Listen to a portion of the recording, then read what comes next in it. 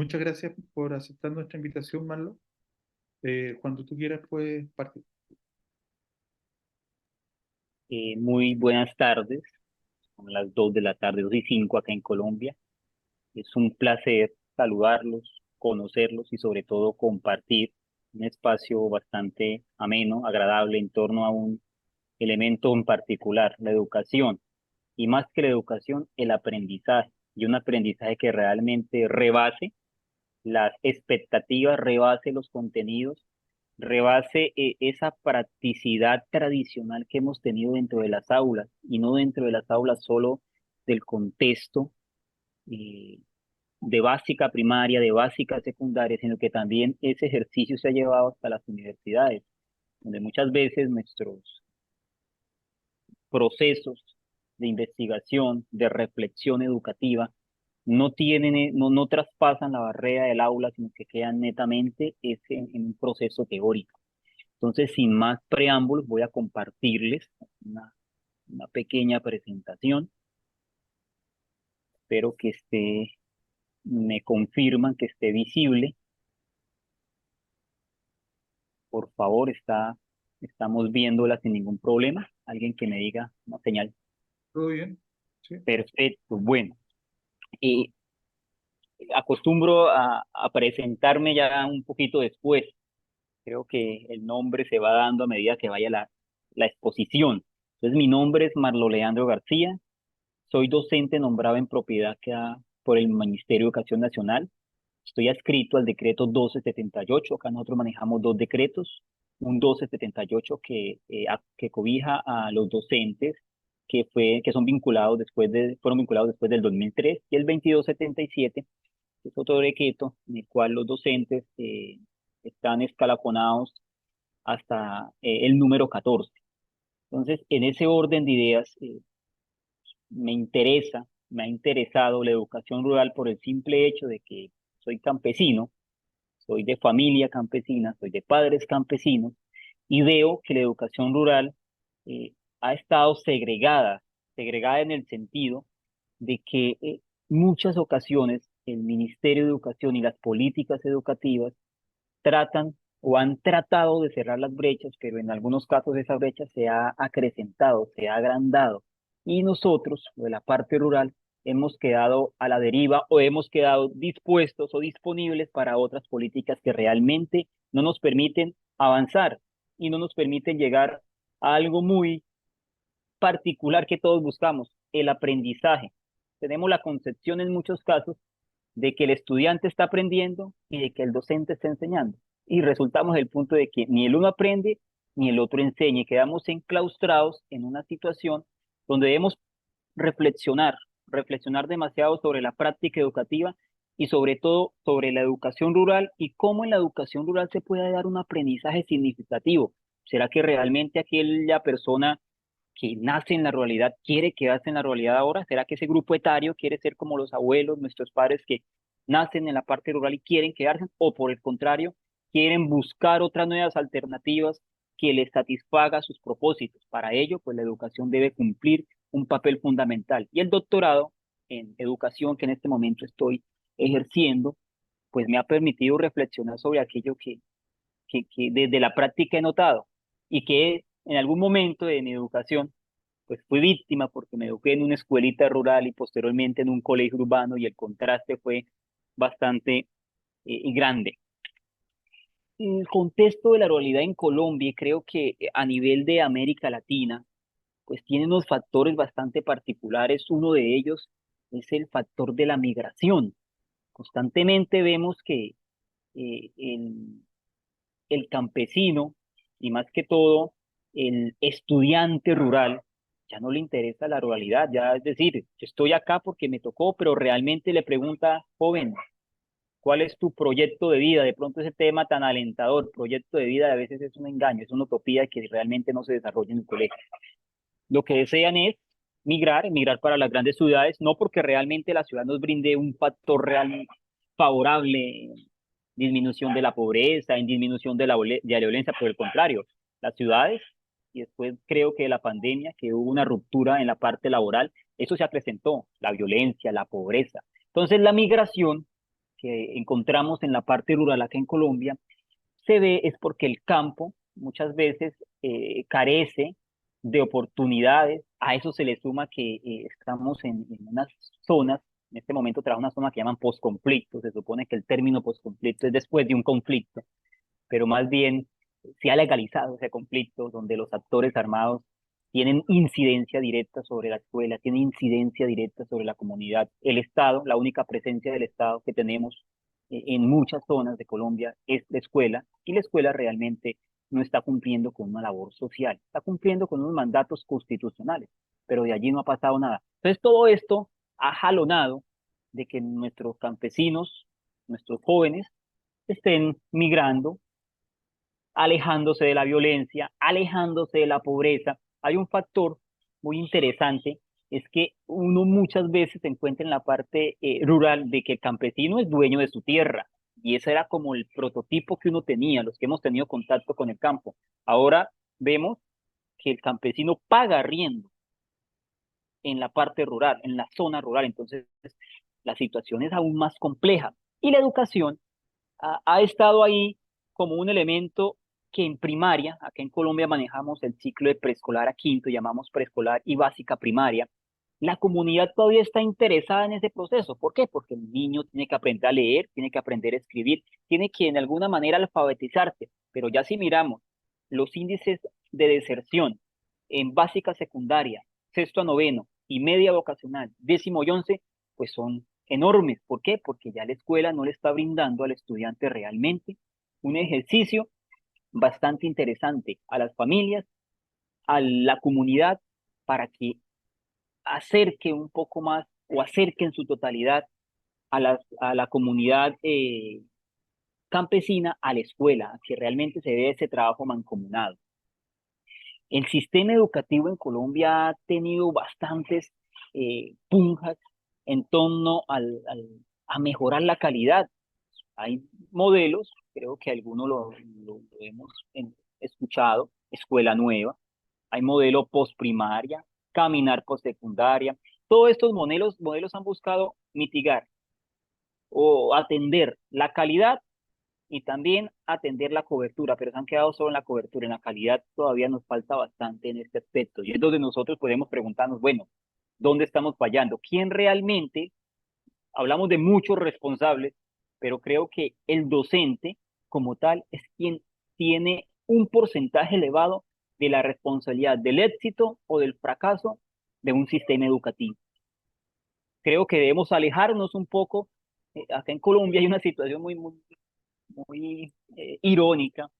Escucha uno en los consejos directivos de maestros unas quejas, unas situaciones incómodas de que debemos tener tecnología, de que debemos tener una herramienta, que debemos tener lo otro.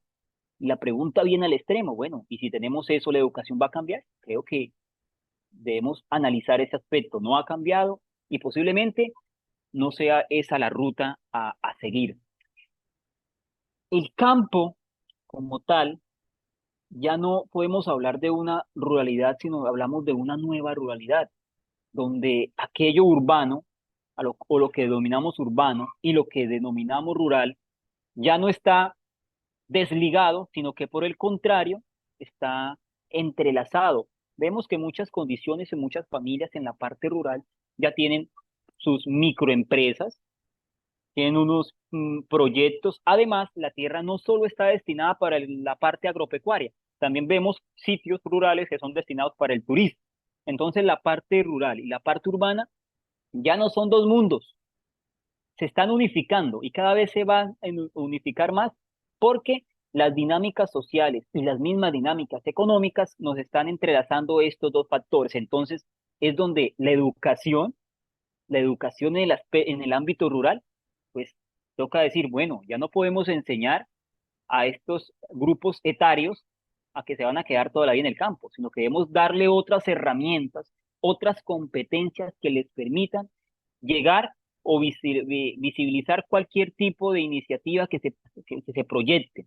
Entonces, en este ejercicio, la nueva ruralidad fragmenta no solo lo social, sino que está fragmentando o está alertando el sistema educativo del sector rural. En el sistema educativo en Colombia trabaja, sea rural, sea urbano, en torno a unas competencias. ¿Qué son esas competencias?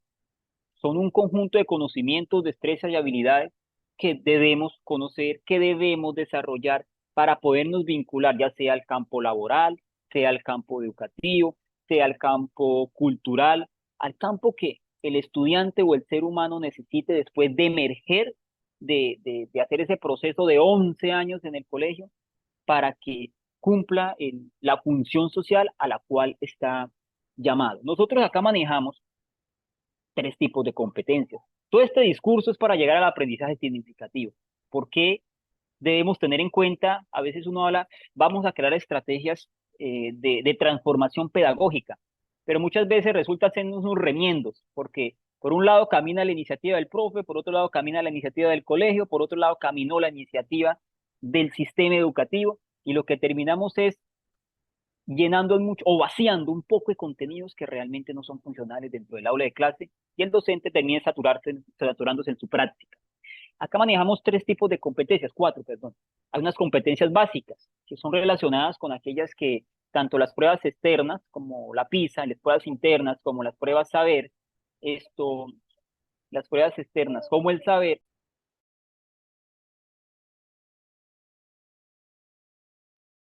Las pruebas internas, qué pena con usted. Las pruebas externas, como las PISA, las internas, como las pruebas IFES, acá en Colombia nos evalúan cinco componentes, exactamente en las competencias básicas: matemáticas, el lenguaje o comunicativas. Nos evalúan científicas, que están divididas en naturales y sociales, y también tiene un componente que es el componente bilingüe, que es la parte de inglés.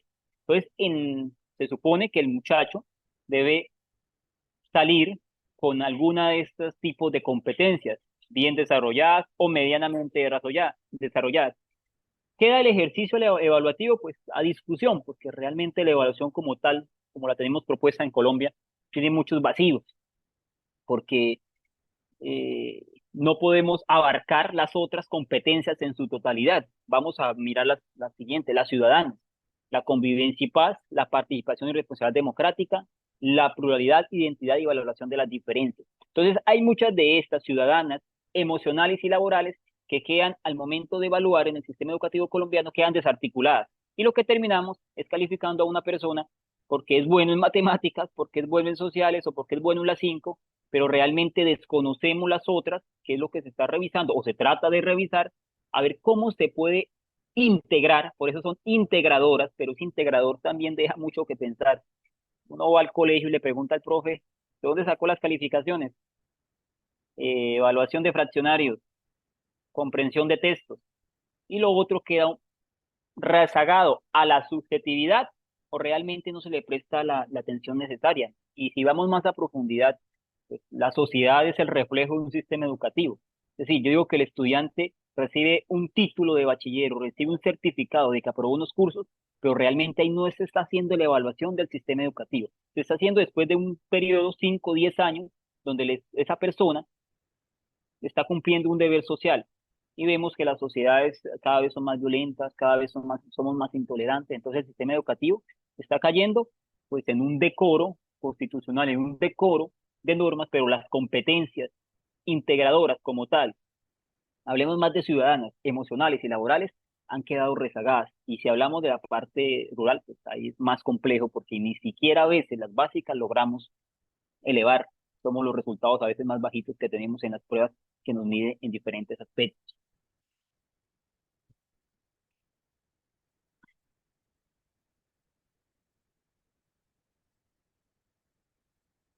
Esto que hemos tratado, que he tratado de explicar, lo resumo en las siguientes palabras: pérdida de la función social de la escuela.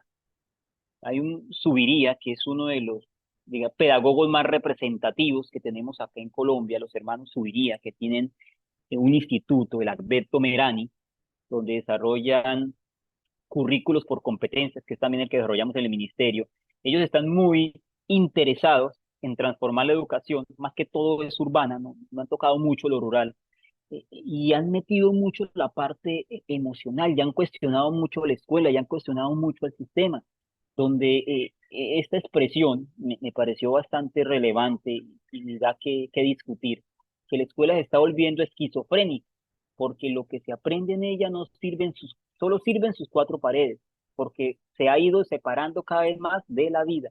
Entonces, competencia, cuando hablamos de una competencia es que la tenemos en nuestro ser y la podemos aplicar en cualquier ámbito. Estamos educando para la vida, pero el sistema educativo como está planeado o planteado aquí en Colombia, está educando en contenidos. Estamos educando en que usted sepa una cosa y sepa la otra. Entonces vemos que las universidades se abarrotan de estudiantes con puntajes excelentes en competencias básicas, pero que a medida que van avanzando en el ciclo universitario, son muy pocos los que logran, porque las otras competencias han quedado un poquito olvidadas.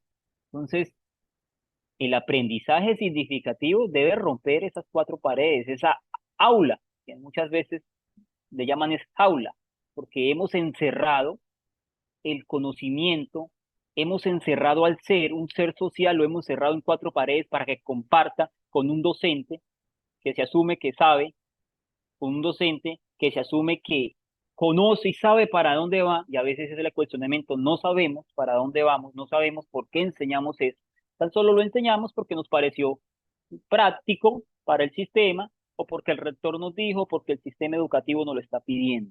Y comenzamos a formar muchachos con situaciones que realmente no están respondiendo a un contexto social, sino que tan solo están respondiendo a unas necesidades del sistema. El sistema no se está acoplando a las necesidades de la educación rural y termina la educación rural acoplándose a las necesidades del sistema, que debía ser lo inverso. Y en torno a esto, pues han habido bastantes aproximaciones a metodologías para realizar procesos de aprendizaje significativo y desarrollar competencias. En un número considerable, con temor a equivocarme, un 95% de esas han sido ejecutadas en primera instancia en la parte urbana, no en la parte rural, por factores, digámoslo así, de infraestructura y de comodidad, digámoslo en algunos casos. Estas competencias, estos aprendizajes, deben ser unos aprendizajes para el futuro, deben ser unos saberes para lo largo de la vida. Por eso, cuando nos enfocamos en una evaluación donde solo nos interesa el contenido y no nos interesa el proceso formativo o la evaluación formativa, llegamos a un punto donde el joven, el estudiante, pierde el desinterés por el colegio.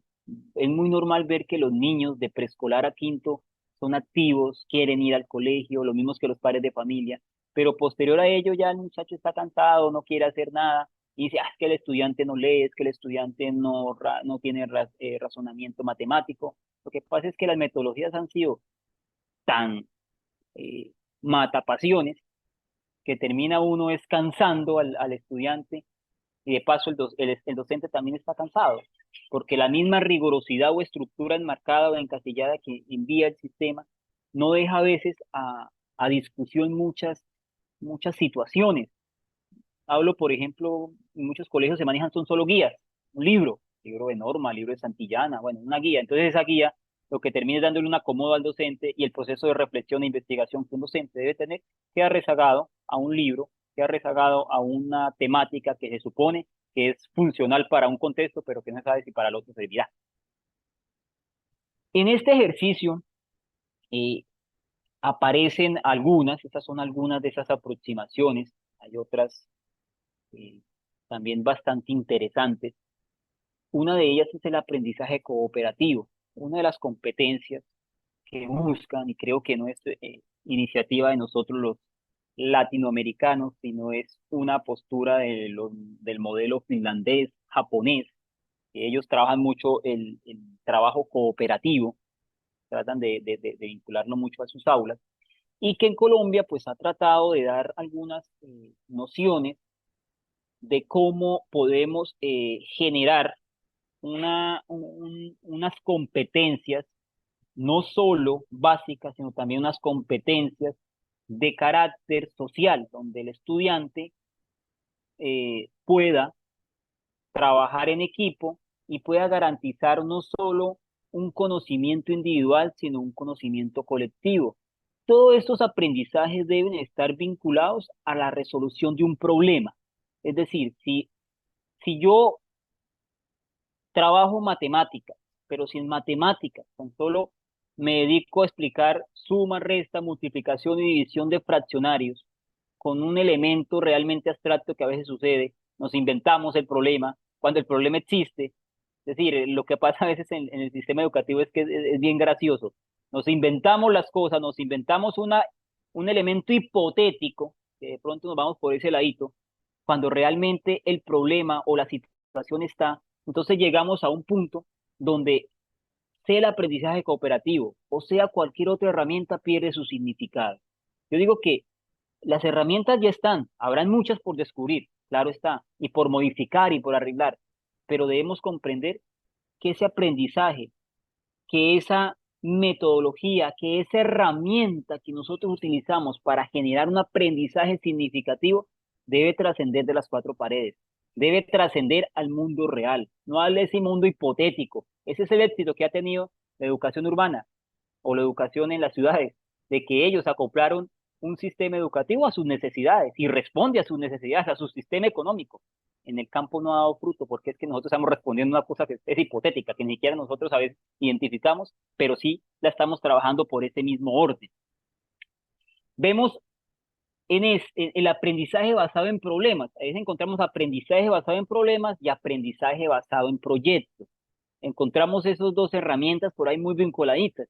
En algunas lecturas lo que hacen es agregarle la S al problema para que lo diferencie del proyecto.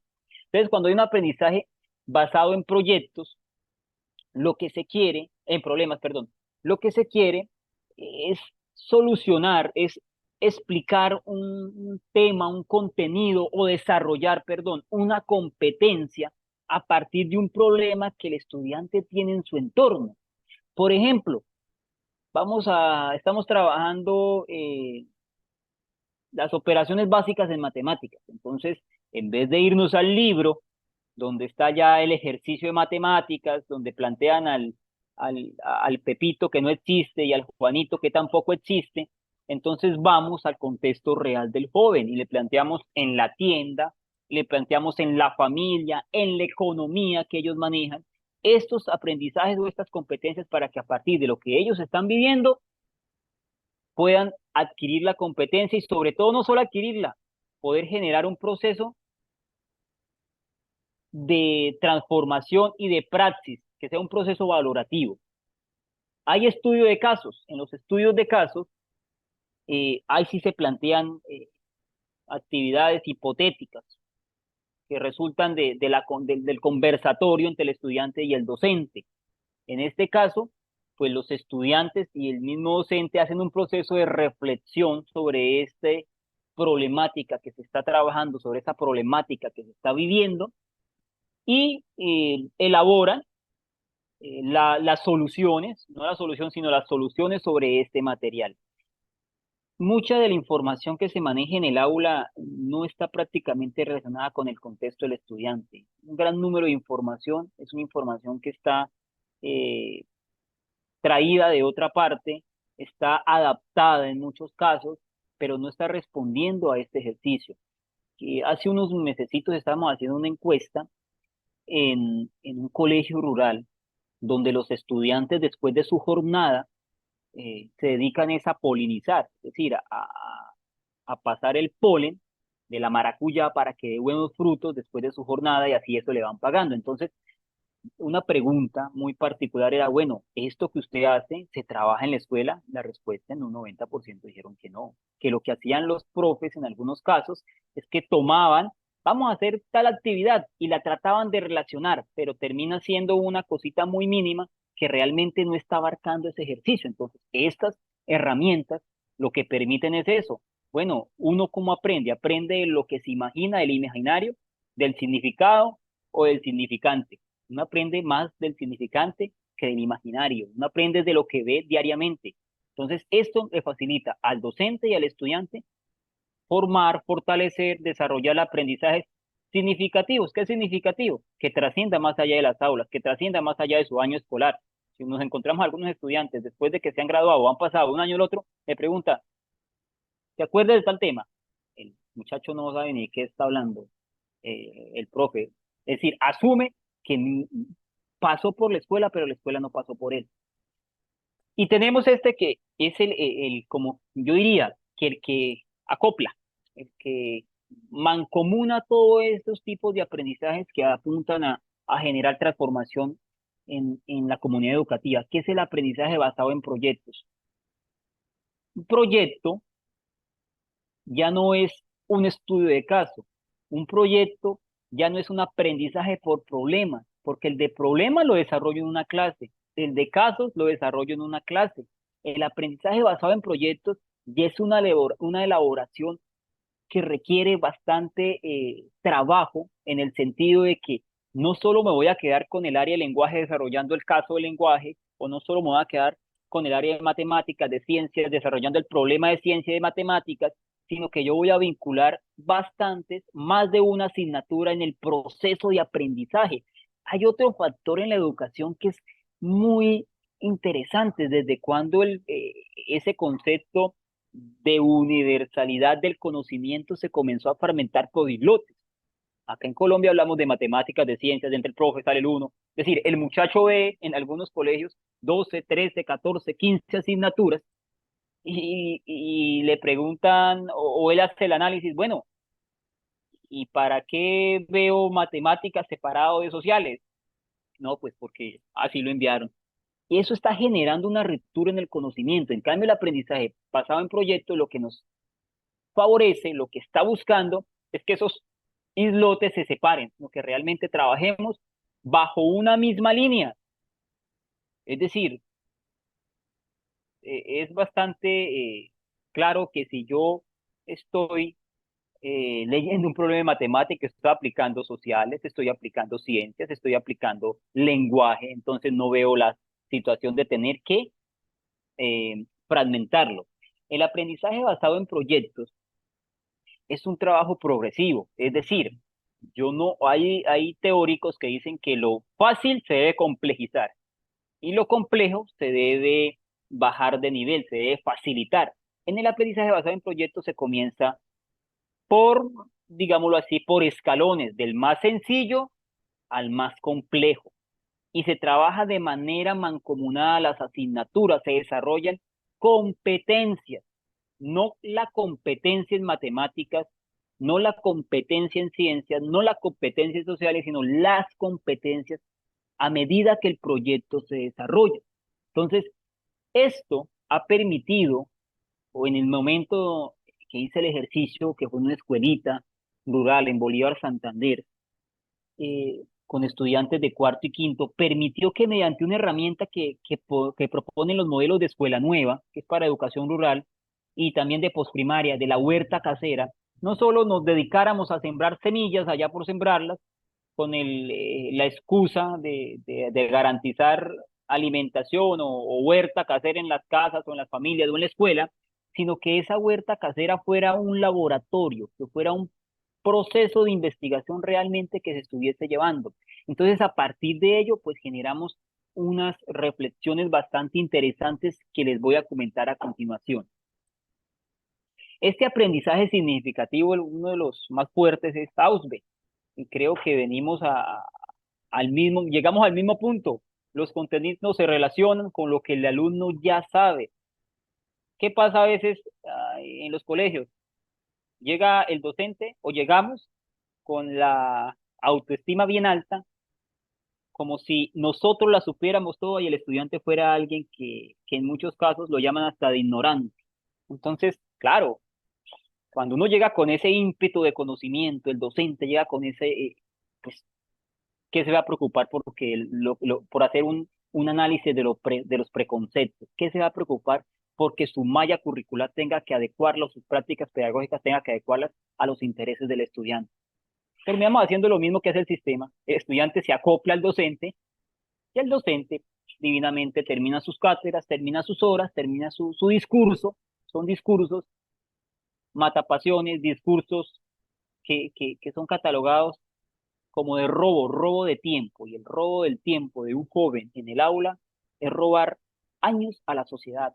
No solo le estoy robando 2, 3 horas o le estoy mintiendo 2 o 3 horas mediante una práctica que no está totalmente descontextualizada, que no va para ningún lado, sino que yo le estoy robando son años de progreso a una sociedad, porque este muchacho que está acá es el mismo que me va a representar más adelante. Entonces, el aprendizaje significativo debe tener en cuenta los presaberes o esa estructura cognoscitiva del alumno, es decir, todos sabemos algo, no venimos con el cassette borrado, entonces toca retomarlo, tenerlo presente para que asimismo nosotros podamos vincularlo con la práctica pedagógica. Y se manejan unas dimensiones bastante interesantes. Tenemos la cognitiva, es decir, ahí debe valorarse y aprenderse un concepto. De lo contrario, algunas ciencias, hay donde dice, bueno, la memoria también sirve, no podemos decir que hay una discusión en la memoria, bueno, es que ahora no tenemos que memorizar nada, no, pues no me imagino a un médico en una cirugía buscando el corazón y preguntando dónde es que queda, no, debe saber dónde tiene el corazón la persona, dónde tiene el órgano que va a hacer la cirugía. Entonces, lo cognitivo es fundamental, debe haber un concepto claro sobre cuál se va a trabajar, no es algo que me levanté hoy con ganas de hacer proyectos, aplicar aprendizaje basado en proyectos y me eliminé y salió de la noche a la nada. No, debe haber algo claro y conciso, qué competencia quiero lograr. Debe haber un elemento práctico o práctico. Bueno, y esto que sea donde lo voy a aplicar.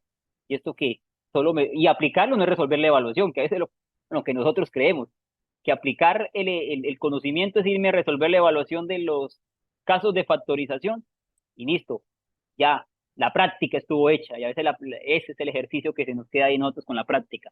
Y debe haber un proceso valorativo. Este sí es fundamental, considero que es más fundamental, porque si no hay un proceso valorativo, es decir, que el estudiante realmente quiera llevar eso a la práctica, difícilmente lo va a recordar y peor aún, lo va a poder eh, demostrar y mostrar o llevar hacia otros contextos. Entonces, son tres elementos fundamentales, cognitivo, práctica y la parte valorativa. Ahora sí vamos a centrarnos, después de hablarles un poquito de manera general, algo más particular que fue la investigación que se realizó.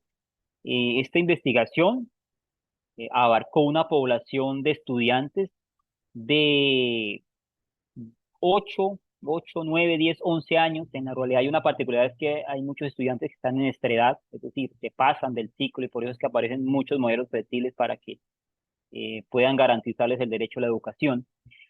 Esta investigación estuvo pues sustentada por varios autores y a veces una crítica que se hace es que cuando vamos a sustentar un trabajo de investigación, lo menos que buscamos son los autores del país donde somos oriundos, sino que nos vamos siempre a los europeos. Entonces hay un fuerte que uno debe ir fortaleciendo en la investigación, que tomémoslo de nosotros. Acá todos ustedes, Chile, han escuchado a Gabriel García Márquez. Gabo, pues él escribió un texto muy chévere para la Universidad Tecnológica de Pereira, en una entrevista, que se llama, proclama una educación al servicio de los niños. Un término bastante fuerte. Ya Gabo en algún momento pues consideró que lo que realmente se está haciendo no está al servicio de ellos, es una educación conformista, represiva, está destinada para que el estudiante se adapte, no que se transforme, para enseñar a obedecer, no a pensar. Nos discutimos que las aulas deben estar permeadas por un pensamiento crítico, pero realmente está permeada es por un conductualismo, por una sociedad marcada por muchos factores que quieren jóvenes obedientes. Hay muchos casos y analizando acá la situación que les comentaba en la zona que estoy trabajando, que se ven grupos al margen de la ley que son los que dominan la zona. A ellos les parece bastante interesante de que se aplique el manual de convivencia al pie de la letra, de que el muchacho sea obediente, se pare, haga o no haga, porque realmente es lo que a veces buscan ellos. Entonces, eh, eso mismo se está llevando a diferentes escenarios.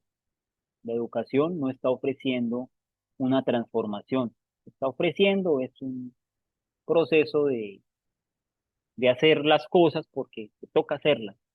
Ese aprendizaje basado en proyectos, eh, como lo mencionamos, es interdisciplinar, es un aprendizaje que no solo valora la memoria es un elemento y es fundamental porque hay cosas que debemos tener presentes, sino que valora es el trabajo en equipo, que valora es que realmente el estudiante está aprendiendo, no precisamente porque el docente le dio el tema para que aprendiera, sino porque él mismo tiene la necesidad de descubrir nuevos aspectos, de retarse para seguir avanzando en ese proyecto que se le está generando.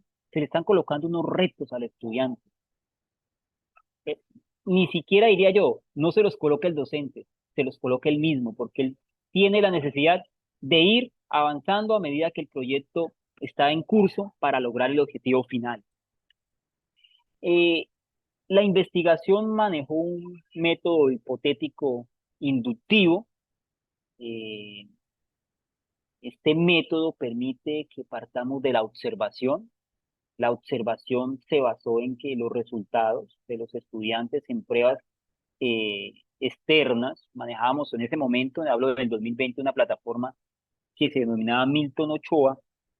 Ella nos evaluaba las 5 competencias, las 5 áreas fundamentales que les mencioné, y arrojaba unos resultados por competencia.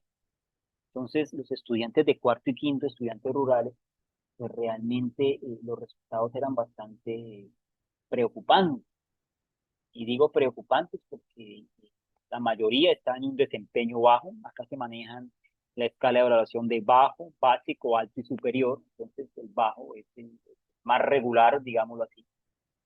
Y a partir de esa observación, pues se generaron algunas hipótesis que pretendían retarme en ese momento a revisar, bueno, creo que la evaluación más que el estudiante me están evaluando es a mí. ¿Yo qué estoy haciendo porque el muchacho no está rindiendo? Digo que la evaluación no es para pues el muchacho es el eje, pero a quien evalúan es al docente.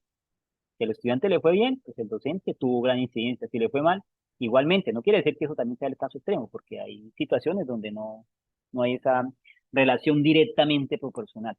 Entonces, a partir de ello, pues se plantearon las hipótesis, bueno, ¿será que la práctica pedagógica que estoy haciendo, será que seguir al pie de la letra ese libro de escuela nueva que me dieron para enseñar multigrado, porque tenía grados de preescolar a quinto, regaditos, eran más o menos 15 niños, entonces en una aula todos ellos ahí, era bueno, ¿será que este libro que me están brindando, que me dieron para orientar mi práctica y que está ligado al currículo de la institución y que cumple con las competencias, está garantizando un aprendizaje en los estudiantes o tan solo lo que me está garantizando es que pueda avanzar en el sentido de contenido, no de aprendizaje, y estamos quedando prácticamente en ceros?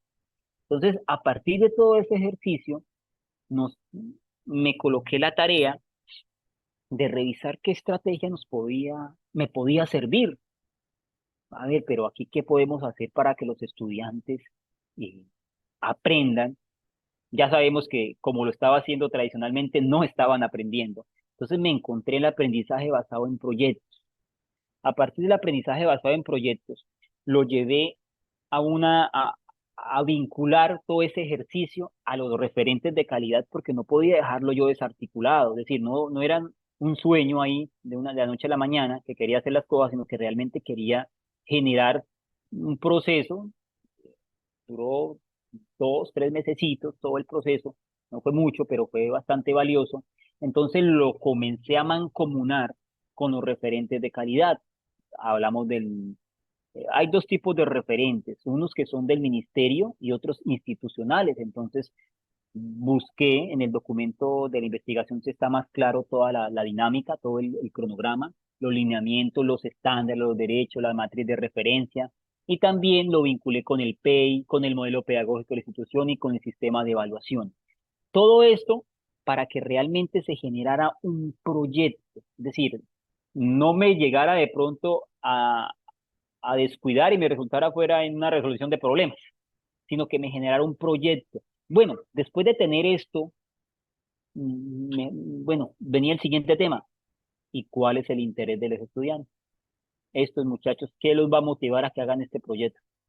Entonces, las zonas rurales son muy dadas al trabajo bastante tradicional. Y muchas de las familias de estos estudiantes, pues, trabajaban en su momento en cultivos de mora, en cultivos de maíz, en café, tenían su huerta casera algunos, de manera bastante tradicional. Entonces, para ellos, el trabajo en el campo no era una situación de incomodidad o de que es que le toca de obligación, sino que se gozan el trabajo en el campo en el momento. Entonces dije, bueno, por este lado nos podemos ir para trabajar el proyecto, el aprendizaje basado en proyectos, ya de manera bien sustentada, desde los referentes de calidad y con el interés del estudiante. Ya iban tres elementos: cambiar la metodología, entrelazarla con los referentes y buscar el interés de los estudiantes, porque sin interés de pronto tampoco funcionan las cosas. Volvemos a hacer lo mismo, al interés del docente y no al interés de la comunidad educativa. En ese orden de ideas, después de que vemos acá los comparativos de los resultados, que hicimos el proceso, que cada clase íbamos realizando la medida del terreno, la siembra, recurrimos a las áreas de lenguaje, a las áreas de matemáticas, a las áreas de ciencias naturales. El joven se dio cuenta, no se dio cuenta, perdón, el joven no se da cuenta que está aprendiendo tanto con tan poquito, porque él tiene en su cabeza de que debe estar en matemáticas para aprender matemáticas y en ciencias para aprender ciencias, y que ciencias y matemáticas no tienen nada que ver. En ese ejercicio que se realizó, el estudiante, los estudiantes en su momento, esto es de una niña, si me disculpan ahí la, la, la, el pantallazo que estaba bastante regular. En ese momento los estudiantes estaban aprendiendo tres asignaturas, tres contenidos y bastantes competencias en un solo momento. Estábamos trabajando competencias emocionales, estábamos trabajando competencias laborales, estábamos trabajando competencias básicas, estábamos trabajando competencias ciudadanas, es decir, todo en un solo conjunto. Y estábamos logrando lo que el ministerio en muchos momentos nos piden: buenos resultados. Y lo logré en su momento con los estudiantes. Los avances fueron bastante satisfactorios y que en su momento me inscribí a un proyecto acá que llama Ondas y tuvo gran acogida porque logramos ver que en ciencias naturales, lenguaje y matemáticas, ¿por qué no más tomé estas? Bueno, la verdad era por el tiempo, ya esa idea se me vino después de mitad de año, entonces el tiempo estaba muy cogido, pero ¿cuál es el propósito o de pronto la apuesta que yo quiero hacerle?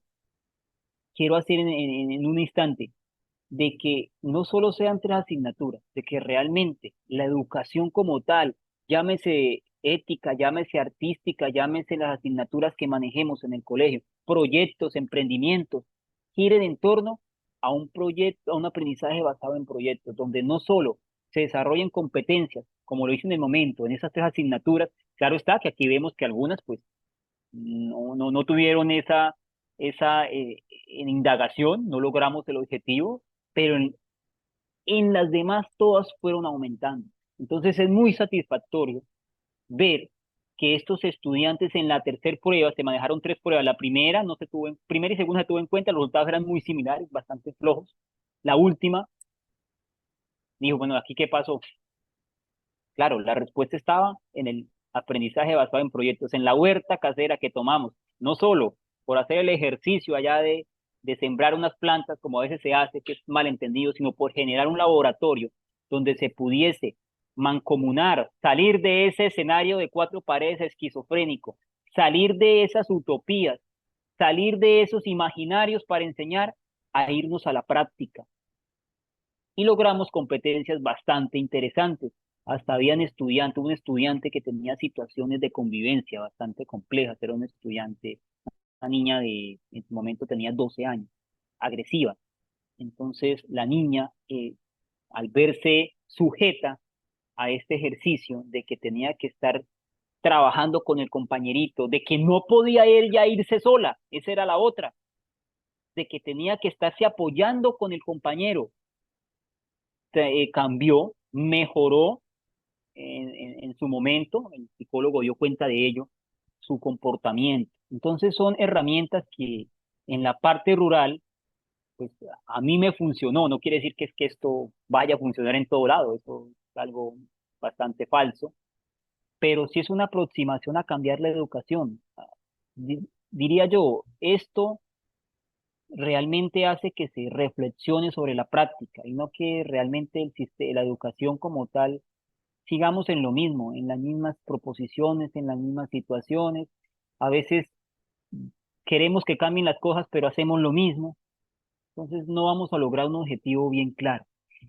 Eh, Esta era la presentación, esto fue más o menos un pequeño bosquejo, diría yo, porque a veces las palabras son bastante cortas para lo que se hace en la práctica con un ejercicio de aprendizaje. Son muchos los retos que toca a uno medírsele. Hay muchas situaciones que en su momento pues también tocó atender. Es complejo trabajar en la parte rural, es muy complejo porque no se cuentan con las herramientas, no se cuentan con los insumos. Muchas veces el padre de familia, al parecer, creemos que nosotros somos eh, del ICBF, cuidamos a los niños y nos los mandan con todos los problemas de la casa, con todas las necesidades de la casa. Entonces, agradecerles por escucharme y estoy muy atento a cualquiera de sus inquietudes. Bien, muchas gracias, Marlo, muy interesante y has podido presentar una gran cantidad de información en un tiempo relativamente breve. Eh, Así que también felicitaciones por tu presentación y por tu investigación. Eh, Puedo partir yo con preguntas, ¿no? Sí.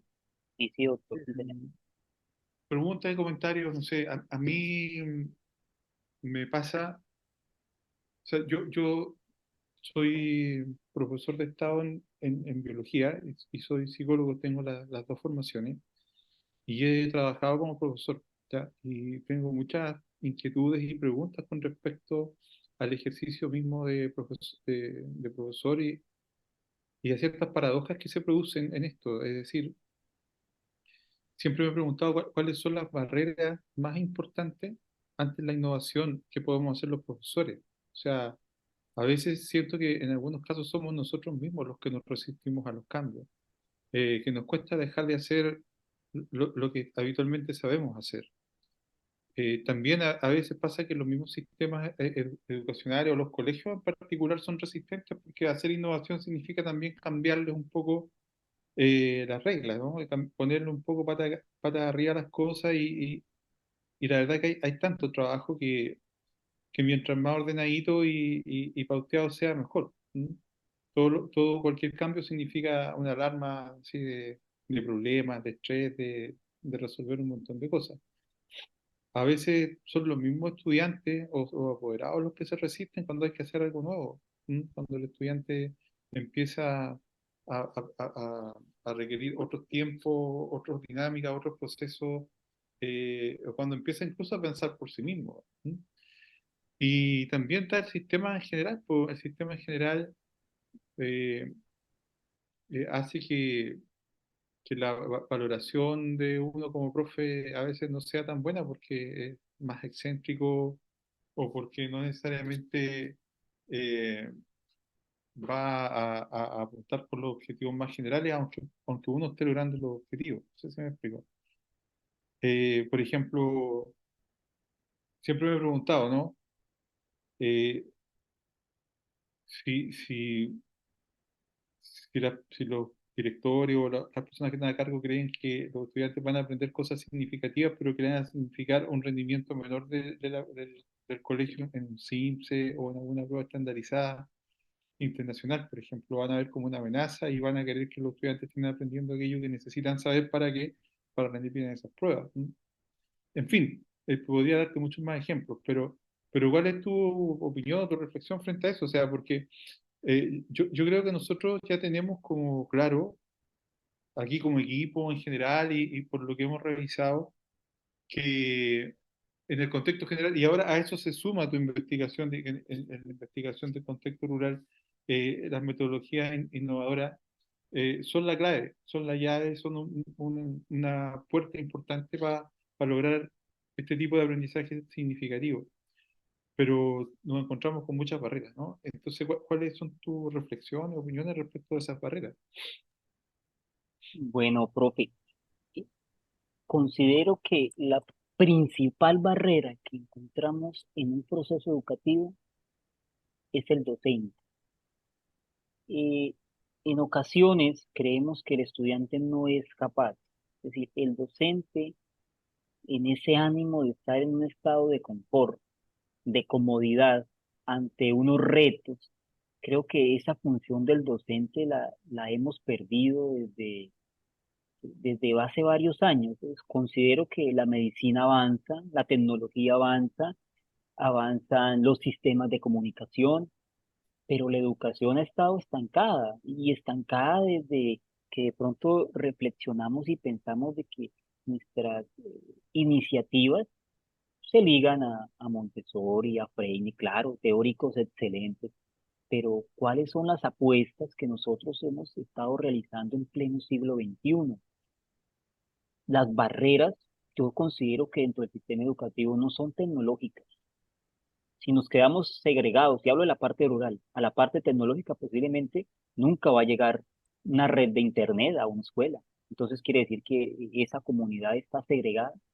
Nunca va a llegar de pronto ese proceso de investigación, porque el profe muchas veces no está capacitado. Aquí en Colombia pasa una situación bastante particular y es algo que de pronto nos pone a reflexionar en torno a, a la educación en Latinoamérica. Si vemos la rigurosidad, me acuerdo en este momento de China, de los mismos japoneses, para seleccionar al personal docente, es una cosa abismal.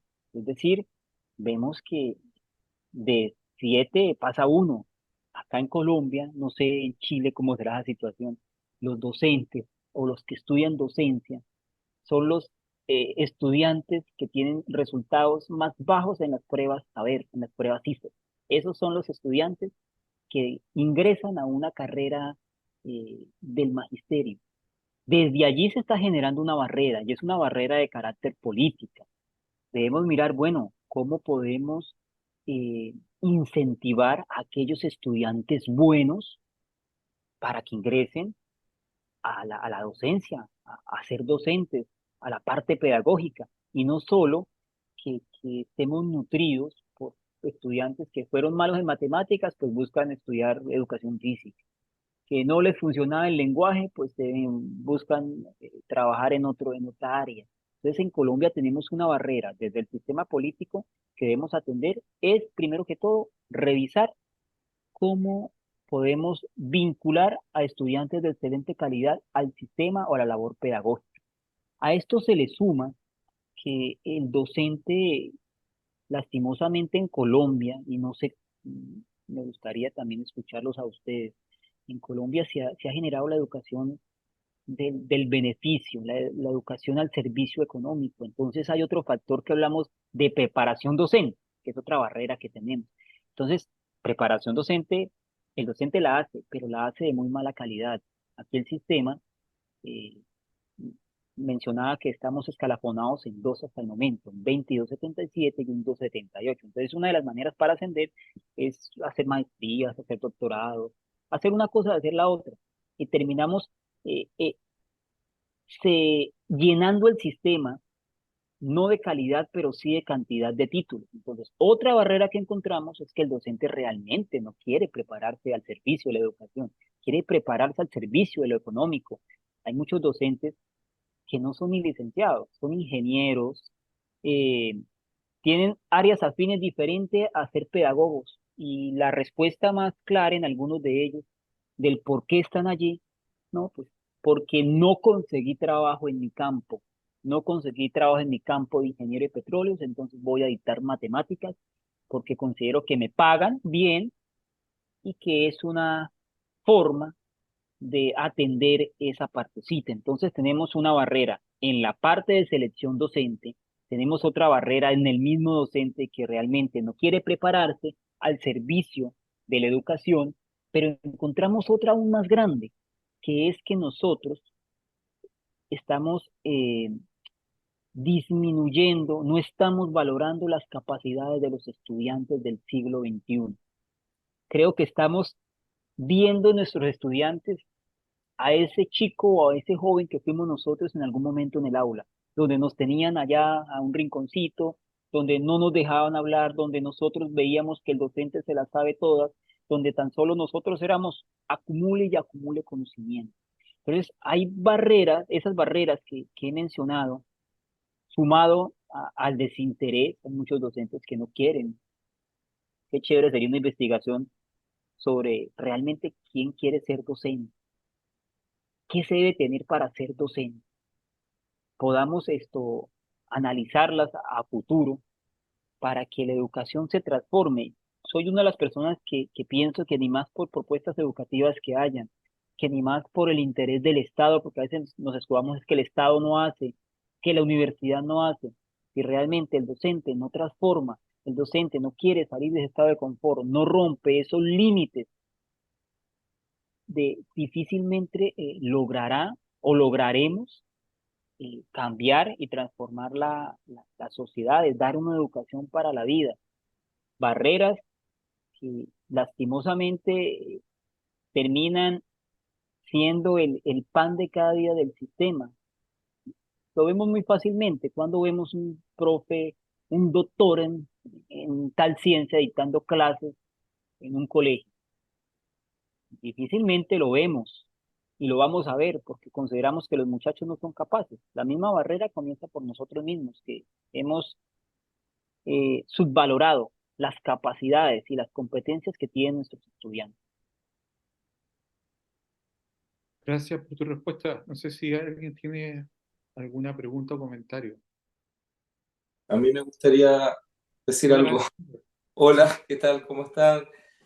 Perdón, es que yo no alcancé a llegar a la charla completa, llegué al final porque estaba precisamente trabajando en el doctorado que estoy haciendo y un poco me agarro de eso porque para contextualizar, yo soy docente del departamento de música de acá de la Universidad de La Serena y no sé si ahí el colega sabe, hay una escuela de música que es primaria, secundaria. Entonces nosotros eh, la mitad del tiempo, o más de la mitad del tiempo, estamos en contacto con chicos y estamos dando clases de música a los chicos y ha sido una experiencia muy, muy gratificante.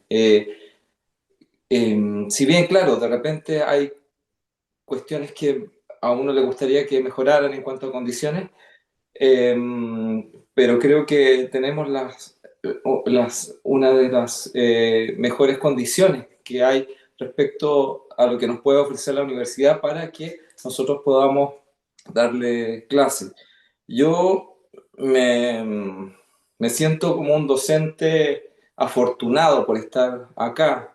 Y en ese mismo sentido, en esa misma línea, trato de entregar lo mejor posible, trato de prepararme dentro de mis posibilidades para entregar las mejores herramientas a los chicos. Y hay respuestas, siento que hay respuestas.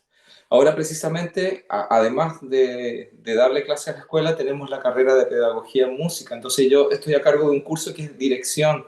Entonces estoy, de alguna manera, estamos tratando de generar esta conexión, de encantar a los chicos de pedagogía con los chicos de la primaria, secundaria. Entonces es un círculo virtuoso que se genera ahí.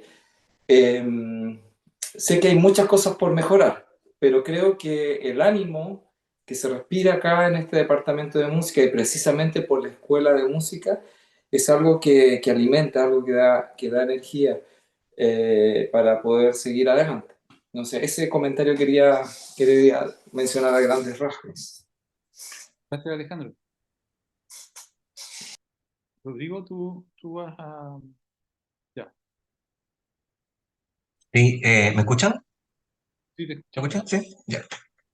Eh, bueno, doy fe de lo que dice Alejandro porque yo soy profesor de música y estudié también en pedagogía, así que Eh, esa conexión que pocas veces se da dentro de la formación, ¿no es cierto?, académica y con una escuela al lado. Ya, hay harta, yo creo que hay una interacción ahí que fortalece mucho lo que tiene que ver el desarrollo también de muchas habilidades en conjunto, en colaboración, trabajo en equipo, ¿cierto? Y bueno, y yendo un poco al tema que me hizo bastante también pensar que, bueno, yo estoy a cargo de prácticas en la carrera de Educación General Básica. Entonces, soy parte del equipo académico que forma a profesores. Y dentro de una de las prácticas que nosotros tenemos es una práctica rural, de 4 prácticas que tenemos. Es un tema que me apasiona bastante, que aún todavía no me detengo a ir más allá. Tengo, tengo esa experiencia netamente del contexto rural en la cual nosotros hacemos alguna vinculación dentro de nuestra práctica. Y, y dentro, puede que te haga una pregunta, Marlo, de lo que voy a decir en mi reflexión, pero siento que las escuelas rurales son un potencial de aprendizaje enorme, pero enorme. Uno no lo conoce porque vive, ¿no es cierto?, lo urbano. Y como que cuando uno sale de paseo, ¿no es cierto? Conoce, oh, hay una escuelita acá, pero no sabe lo que pasa dentro de esa escuela. Es un potencial que yo lo he conocido por lo mismo que le estoy comentando, de esta práctica y que nos vinculamos con estas escuelas. Me imagino también en lo territorial que es Colombia, debe ser gigante, que debe haber mucho sector rural. Nosotros también tenemos acá sector rural cercano, muy cercano, a pocos kilómetros ya estamos en sectores rurales, tenemos escuelas muy cercanas. Eh, y así, aún esas escuelas rurales, cuando uno las visita, se encuentran muy aisladas, ¿ya? Muy desconectadas, ¿no es cierto?, del mundo urbano. Entonces, creo que yendo a lo que es, ¿no es cierto?, este aprendizaje significativo y el aprendizaje basado en proyectos como una estrategia, ¿no es cierto?, de aprendizaje, eh, veo una distancia también enorme frente a cómo nosotros formamos a los profesores, profesoras futuros, porque estas estrategias pocas veces se instalan dentro del currículum de la formación de profesores. Entonces, y uno tiene, ¿no es cierto?, ese discurso que después cuando salen nuestros estudiantes y nuestras estudiantes al mundo laboral o hacen sus prácticas, enseñan igual como le enseñamos nosotros, y como le enseñaron también sus profesores en el colegio. Entonces, cuando hacemos esta ruptura, ¿no es cierto?, estos cambios con estas estrategias, como que se desequilibra un poco todo de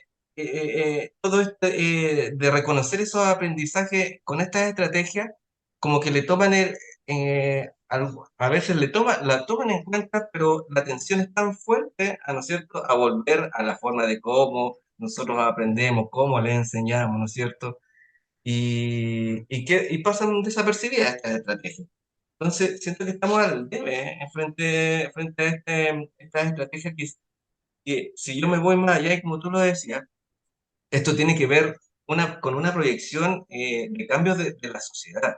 O sea, y termino con esto, me voy a un ejemplo. Yo una vez fui a una escuela rural a supervisar a estudiantes en práctica y la profesora estaba sola en un cerro donde no había nada, ¿ya? Nosotros estamos pasando por una sequía muy larga, más de 10 años que llevamos de sequía. Era un sector que estaba, antes había mucha agua, ahora no hay agua, está todo seco. Y la profesora sola con 15 estudiantes, ahí, en el cerro. Solamente escuchábamos el viento, el viento, el viento. Y la profesora me dice, profesor, estamos tan desconectados de la universidad, de ustedes que tienen el conocimiento. Tengo una idea de hacer una estación meteorológica acá para enseñar a los niños ciencia y no sé cómo hacerlo. Y me quedó dando vuelta porque yo después desaparecí de ahí.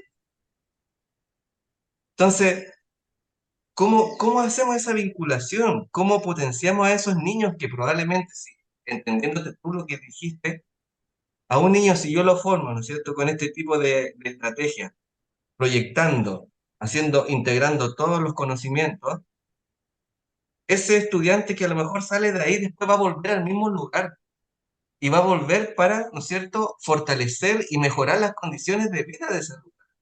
O sea, para mí ese es el sentido, ¿no es cierto? O sea, tener estación meteorológica, ¿no es cierto?, la energía sustentable, ¿no es cierto?, para esos lugares. Esa es mi lógica, esa es la lógica, sería lo maravilloso, ¿no es cierto?, para esos lugares. Entonces, más que nada eso es mi reflexión, si algo puedes decir, Marlon. ¿Quiere decir algo, Marlon? Pido la palabra, sí, señor. Eh, a los profes que trataron dos temas bastante interesantes. Uno es el arte, diría yo, en la escuela, el arte y todas sus derivadas en la escuela, que ha sido una discusión. Muchas veces ha habido un choque entre las ciencias exactas y las ciencias humanas, donde llegamos a ese positivismo, a ese racionalismo del humanismo, donde todo tiene que medirse por lo lógico, todo tiene que medirse por la ciencia, y hemos dejado olvidado en algún momento esas artes escénicas que forman competencias comportamentales, forman competencias laborales y forman competencias ciudadanas. En la parte rural, que día se hizo un ejercicio en la escuela, como decía el profe Rodrigo, queda más o menos a 40 minutos acá del casco urbano, un pueblito que se llama Chigorodó. Entonces, la zona, por diferentes factores de orden público, es muy complejo que proyectos de acá de la región se acerquen al colegio. Entonces, llevaron un grupo de la casa cultural, con sus instrumentos, con su cuestión, con toda esa vaina que a veces uno también desconoce y que uno quisiera enseñarla. Y estos muchachos, es donde uno dice, más de uno decía, uy, profe, yo quiero construir, yo quiero formar mi grupo musical, yo quiero aprender a tocar la charrasca, el acordeón. Ya bueno, eso que el muchacho está diciendo nos está invitando a que repensemos los fundamentos que sustentan un currículo. Ese es mi tema en la tesis, cómo podemos proponer unos fundamentos curriculares para que respondan a esas necesidades de la estación meteorológica, que respondan a esas necesidades de tener el instructor de música, más que el instructor, esas habilidades desde el docente o desde algún organismo externo, porque a veces la educación tiene que valerse de entes privados y públicos para garantizar pues, calidad en todos los sentidos, para que realmente explotemos ese potencial. Me dejó esa palabra bastante, me hizo erizar, dirían por acá, esa palabra del profe Rodrigo. En la parte urbana hay un potencial, pero hay un potencial y hay un conocimiento que está muerto, un conocimiento que está oprimido por la misma escuela. La escuela es la que se ha encargado de que ese conocimiento en la parte rural prácticamente está pisado. Eh, entonces, en ese orden de ideas, cuando repensamos esos fundamentos del currículo, que son muy sencillos, a gran escala, ¿qué enseñamos? ¿Qué debemos enseñar en la realidad? ¿Debemos enseñar solo a labrar la parte agropecuaria? ¿O debemos enseñar ciencia y investigación? ¿O debemos enseñar música? Realmente debemos enseñar en la parte rural? ¿Cómo debemos enseñar? ¿Qué? Debemos enseñarlo mediante aprendizajes basados en proyectos, debemos enseñarlo con una educación tradicional. ¿Qué características debe tener un docente en la ruralidad? Qué pregunta tan interesante. Oiga, ¿será que se va a hacer igual que el mismo que está en la parte urbana? ¿O el que está en la universidad? ¿A que está en el colegio? Entonces son preguntas. Ya creo que la conversación está bastante chévere porque ya nos hemos situado de que la educación rural tiene potencial, de que nuestros jóvenes son expertos en muchas cosas que ni nosotros como docentes sabemos que son buenos y que debemos darle un giro y darle un valor agregado o reconocer realmente la importancia de nuestra población rural en la conformación y en la construcción de una sociedad en paz. Si revisamos la estadística y hiciéramos una separación minuciosa de los problemas sociales que tenemos, llamémoslo violencia, llamémoslo drogadicción, llamémoslo analfabetismo en algunos casos desde el punto tecnológico, llamémoslo prostitución, llamémoslo diferentes índoles, ese nicho de violencia no se está generando realmente en el campo. Lo que pasa es que en el campo sí hay unos factores armados que por la situación geográfica pues les queda cómodo que hacen allá, pero no precisamente que el campo es un escenario que está generando una sociedad violenta o que está formando seres violentos. Yo digo que este proceso de, a veces hasta involutivo de la sociedad, se está evidenciando o está siendo producto de esa educación que se está desarrollando en el casco urbano. Es decir, me atrevo, no lo he hecho a ciencia exacta, pero sí podemos tener indicios de que esas problemáticas no son producto de nuestros jóvenes rurales, son producto de nuestros jóvenes urbanos. Entonces, preguntémonos, bueno, ¿qué necesita la educación? ¿Cómo podemos enseñarles? ¿Cómo garantizamos un aprendizaje para la vida? Es que yo nunca, a mí me educaron en el colegio, lastimosamente, y me educaron bajo la concepción, y hasta en la universidad, me educaron para dar resultados. Usted es bueno si sacó 5 en matemática y usted es malo si sacó uno. Y me encontraba que hace un par de días un compañero, que el man era pésimo en el colegio, pero malo en todo, diría allá el profe decía cada rato, en todo le iba mal. Y el pelado hoy, digo pelado porque tiene 32 años, ahí estamos a la par. El hombre tiene severa empresa, tiene su familia constituida, entonces yo le di vuelta al chiste, hice el flashback. Bueno, realmente ese sistema educativo lo mide a uno o lo proyecta para la vida o tan solo lo que hace es cualificarlo y colocarlo en estanes de acuerdo a las posibilidades que tiene. Entonces, hay muchas veces que nosotros ese potencial de los estudiantes lo dejamos perder porque no nos sacó 5 en lenguaje y en química. Lo dejamos ir y sacamos muchachos, es decir, el sistema educativo es una carrera contra el tiempo, saquemos jóvenes sin más habilidad, sin más competencia que garantizarle que usted constitucionalmente tuvo 11 años de estudio. Ok. Leslie, un gusto de saludarte. Tiene la palabra. Muchas, Esta va a ser la última intervención, pues ya estamos un poquito pasados la hora, ¿ya? Leslie, te escuchamos. muchas gracias. Agradezco un montón la invitación. Este año pude sumarme ahí a un equipo de trabajo de la Universidad de La Serena. Sin embargo, desde, bueno, creo que mi pregrado en la misma Universidad de La Serena y ya en mi ejercicio profesional tuve de primera instancia el interés y luego la experiencia de trabajar en la educación rural chilena. Durante mi posgrado decidí realizar el artículo de investigación, mi trabajo de tesis respecto a la identidad de profesores de escuelas rurales unidocentes de la comuna de Combarbalá particularmente. Y hay varios conceptos que me hacen sentido desde la experiencia colombiana, que es algo que también desde el estudio mismo me llamó la atención. De hecho, Chile toma el modelo de escuela nueva, del cual se apropia para levantar el MESE rural en algún momento. Por ejemplo, el valor del contexto es algo que también se ha ido desdibujando. Esta idea de ir de lo local a lo lejano, como ese sentido de pertenencia que tiene y que irradia la escuela rural. Me quedo también con esa idea de la esquizofrenia, del quedarse solo en cuatro paredes. Y desde la presentación también esto último de valorar los saberes culturales, ¿sí? Como ahí y me pasó en estas visitas de repente a las escuelas rurales o en conversaciones con los y las docentes de estas escuelas que están solos, en efecto están solos o solas, en contextos muy apartados, pero que saben que han desarrollado ciertas competencias en el cual también se ha visto desafiados por el contexto. Entonces, es súper interesante entablar esas conversaciones, cómo ellos son el agente movilizador en esas comunidades.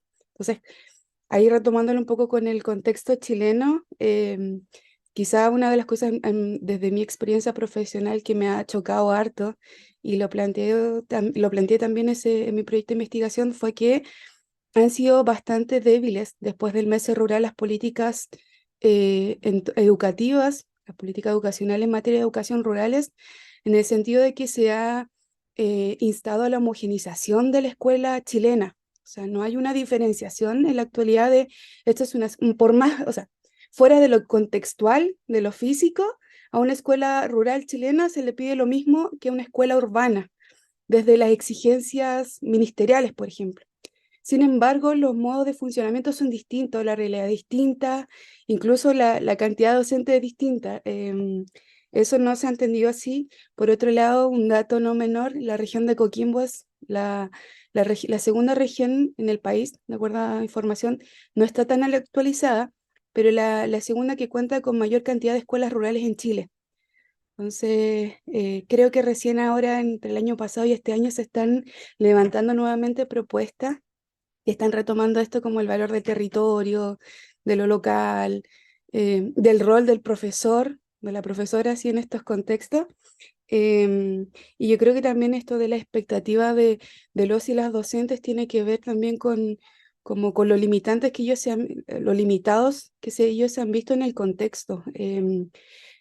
Solo para terminar, dentro de las entrevistas, porque fue un estudio cualitativo en el cual se entrevistaron a 6 docentes de escuelas rurales unidocentes, y la gran mayoría de ellos manifestaba desde su relato que se sintieron solos y casi abandonados por parte de las figuras que debiesen haberles acompañado en sus procesos. Entonces, en ese casi abandono hicieron lo que pudieron, y es como que también algunos han tenido la intención de innovar, me decía ahí el profesor, desde también las cercanías y redes que ellos han entablado. Pero el resto, claro, desde quizás quedarse en modelos a lo mejor educativos un poco más de antaño, ha sido lo que le han transmitido a sus estudiantes. Entonces, em, eso es un poco de lo que quería comentar, y muchas gracias por la invitación, fue súper interesante. Gracias, Leslie. Alejandro, Sí, pues, perdón, no quiero alargar más, yo sé que están contra el tiempo, pero como que se me vienen muchas ideas, yo recién me vengo enchufando y ahora entiendo que era la temática de la escuela rural, o sea, lo leí ahí, pero no me había interiorizado. Y recuerdo solamente contar una experiencia que tuve que fue muy linda, que hace 14 años estuve en Antioquia y haciendo talleres en lugares rurales, en Sonsón, por ejemplo. Eso, en la escuela había una escuela de música chiquitita, porque Sonsón está como a 4 horas desde Medellín, en las montañas.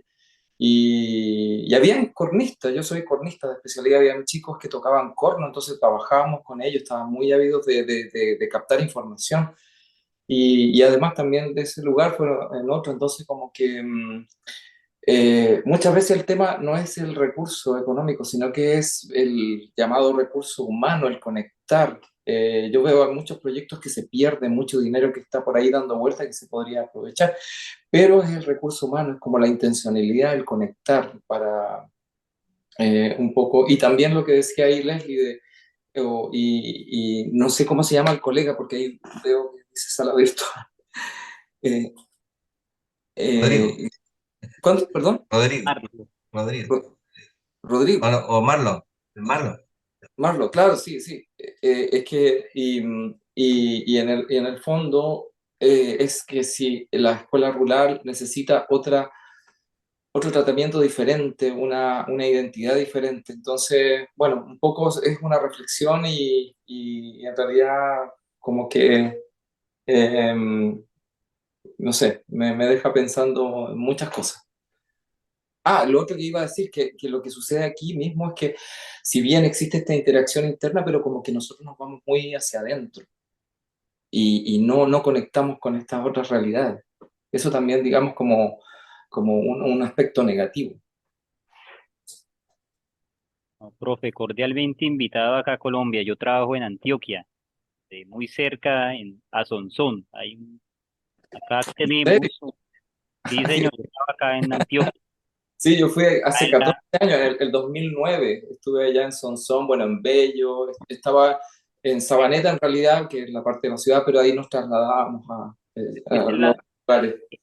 el área metropolitana de Medellín, la capital de Antioquia. Entonces, a 6 horas está Chigorodó. Hay una parte que llaman el Urabá antioqueño, que es una zona, es decir, Antioquia se caracteriza por ser, no soy antioqueño, soy santandereano, pero Antioquia se caracteriza por ser un espacio bastante montañoso. Creo que fue lo primero, la capital de la montaña. No se escuchó el término por las paisas. Sí, lo Entonces, sentí, perdón, lo sentí en carne propia porque para ir a Sonsón llegué mal, así mareadísimo. Tuve que esperar ahí unas 4 horas para recuperarme, así que lo viví en carne propia. entonces, esta parte del Urabá es una zona totalmente plana. Es decir, es una parte, hablan de otro Urabá antioqueño. Entonces, en esta partecita, lo que es el cultivo de plátano, maracuyá, piña, pues es el auge. Antioquia tiene una característica, es que lo ha marcado mucho la violencia, porque acá es donde pues, se originó todo el proceso de Pablo Escobar Gaviria. Entonces, al hablar de Pablo Escobar acá, los niños, es decir, para ellos es un ídolo. Es decir, vemos, yo lo vivo para ellos, para la población antioqueña, Pablo Escobar considero que durará muchos años para que esa historia logre terminar, logre pasar la hoja, porque no sé si alcanzó el profe a ir a, a visitar las estatuas de nuestro querido Botero, que hay una, en especial una paloma, que fue estallada por un cilindro bomba. Normalmente cuando en otra parte del país o del mundo sucede un hecho terrorista, lo que hacen es cambiar y fachada nueva y esta vaina aquí no pasó nada. Allá está todavía marcado en el piso las 18 personas que murieron, cómo quedaron, la estatua está tal como estuvo en el estallido. Entonces hay un alimento en Antioquia de ese núcleo de violencia que generó Pablo Escobar y hay un alimento en la sociedad y de pronto si revisan la historia de Colombia, hay departamentos totalmente focalizados por ser zonas de conflicto armado activas. Entonces ustedes dirán, bueno, pero allá no fue que Juan Manuel Santos se ganó el premio Nobel de Paz. Esos son discursos bastante amañadores para quedar bien ante la ONU y quedar bien ante unos objetivos de desarrollo sostenible, pero nuestra realidad acá es compleja. Sonsón es una de las zonas que ha sido bastante golpeada por el conflicto. Acá hay zonas rurales, no sé si allá pasará eso, donde toca primero decirle a, no precisamente a la autoridad pública, a la autoridad del Estado, sino a la autoridad, llamémoslos guerrilla, paramilitares. Oiga, ¿será que yo sí puedo entrar allá a dictar clase a la escuela? Ellos dicen sí, sí, y a veces le dicen, profe, hay paro, quédese en el pueblo, por aquí no venga mijo porque no sale. Entonces son situaciones que la profe Leslie también, es decir, a mí la parte rural, yo digo que tengo una deuda con la población y espero tratar de suplirla dejando algo más o menos claro en la parte educativa, porque les voy a contar una historia pequeñita para no quitarle más tiempo a ustedes del contexto donde trabajo. Allá es muy común que las relaciones maritales comiencen 13, niñas de 13 con hombres de 40, de 50, de 30. Eso es algo normal, es algo cultural, digámoslo así, cultural porque no hay, resultan embarazadas en el colegio. ¿Qué días? Resultó un feto en un baño, se descubrió de quién era.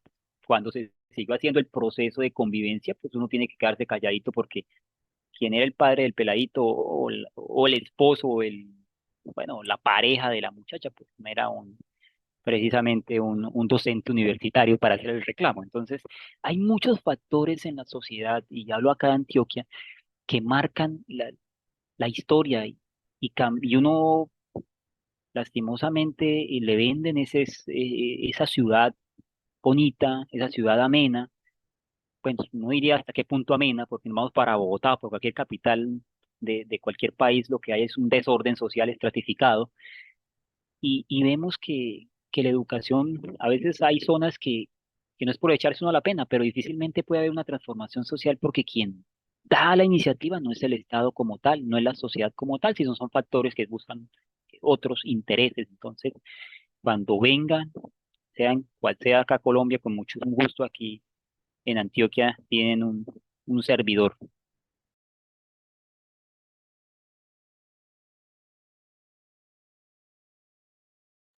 Muy bien, pues ha sido una entretenida conversación, una muy nutritiva exposición. Marlo, te agradecemos mucho tu presencia. Vamos a quedar igual en contacto, ¿ya? Cuando tengamos el registro de esto, también te lo vamos a hacer llegar. tú lo puedas compartir con quien quieras, ¿ya? Le Perfecto. agradezco a quienes participaron, a quienes asistieron, y también saludamos a quienes van a estar viendo esto de manera eh, asincrónica, ¿ya? Muy buenas tardes, muchas gracias, y hasta la próxima. Que esté muy bien. Feliz tarde para todos. Muchísimas gracias por la invitación.